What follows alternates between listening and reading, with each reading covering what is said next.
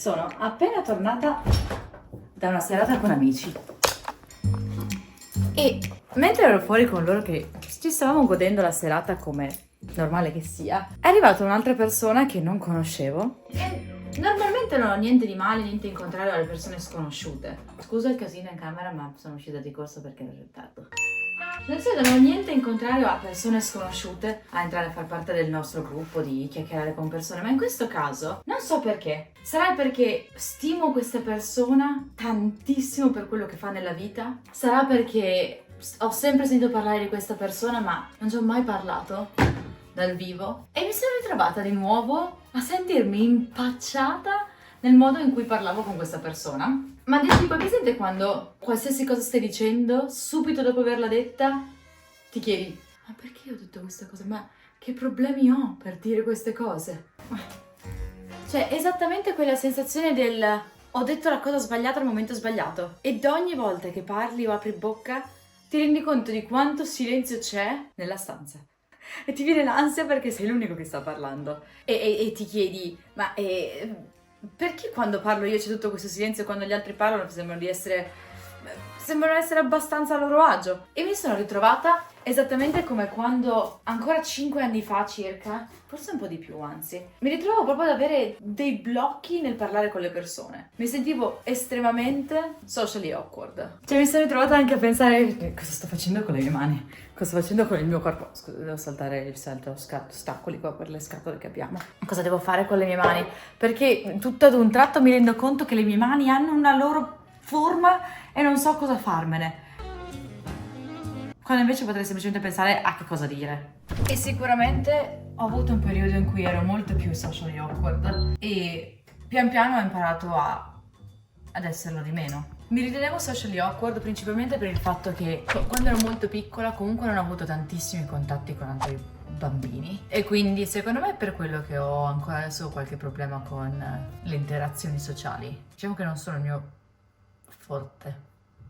È una cosa che mi ha aiutato un sacco al tempo, è stata quella di capire che non ero l'unica a sentirsi socially awkward. Per esempio sono sicura che anche tu prima o poi hai avuto la sensazione di sentirti fuori posto all'interno di un gruppo o di non sapere bene che cosa dire in una situazione o di dire la cosa sbagliata al momento sbagliato o di ho rovesciato un po', vabbè, è acqua.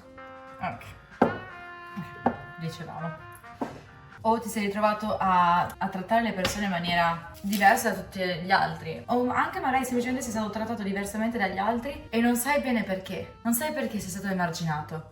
Questa secondo me è una cosa che a me succedeva spesso, di non capire che cosa stessi sbagliando. La cosa importante è sapere che non sei l'unico che ha provato questa sensazione. Anzi.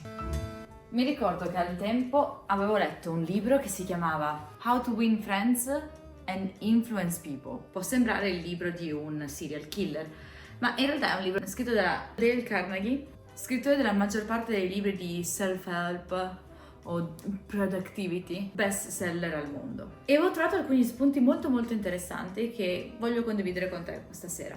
Il primo consiglio di Carnegie è quello di mostrare un genuino interesse verso gli altri.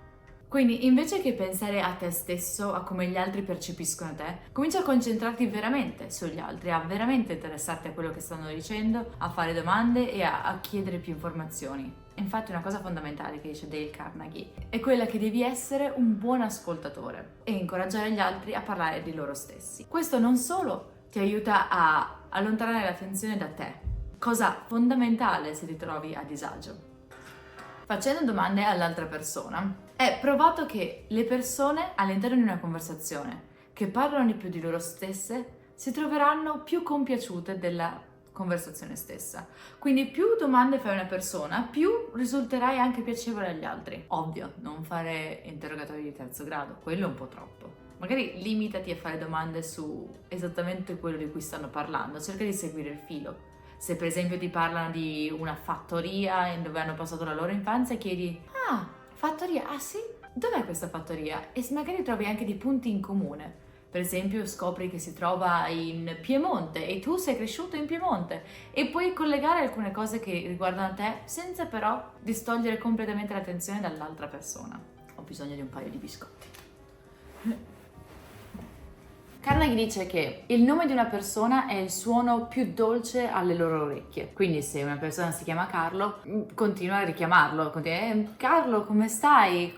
Ah, davvero interessante, Carlo. E che cosa ne pensi al riguardo, Carlo? Su questo consiglio ho sempre avuto qualche dubbio, perché ho conosciuto delle persone che secondo me utilizzavano questa tecnica un po' troppo spesso e rendeva il tutto molto creepy.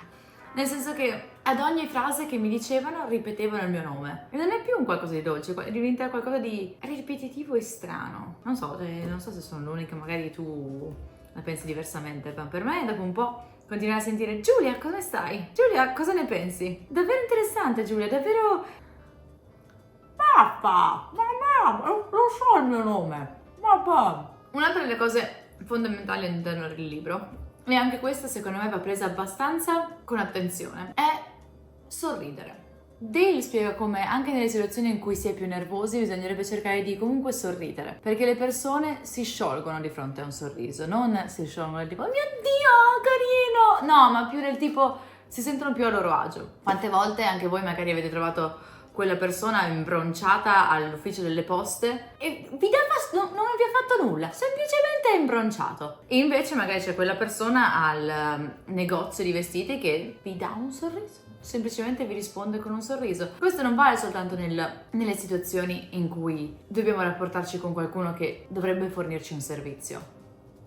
Questo vale in generale con la maggior parte delle conversazioni, proprio perché rende l'atmosfera molto meno rigida e molto più rilassata. Queste sono principalmente le cose che mi sono rimaste più impresse di questo libro. Se vuoi leggerlo di più ti lascio il link in descrizione. Se invece è un altro momento in cui ti stai trovando ad essere socially awkward, è quando magari stai aspettando l'autobus, stai aspettando amici e quindi sei perennemente al telefono, ho fatto un video, così magari porti un po' più di pazienza.